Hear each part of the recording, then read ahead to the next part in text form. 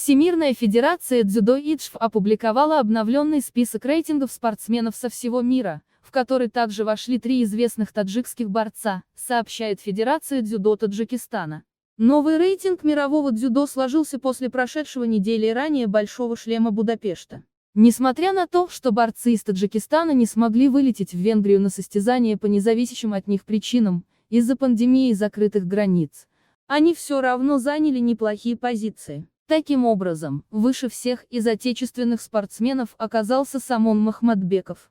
Он занял 14-е место среди борцов в весовой категории до 73 килограммов, в активе которого 3202 балла. Второй таджикский борец Бехрус Хаджазода набрал 2708 очков и оказался на 16-м месте в той же весовой категории. Третий спортсмен Камрон Шах-Устаперион занимает 25-е место в весовой категории до 90 килограммов, на счету которого 2024 балла.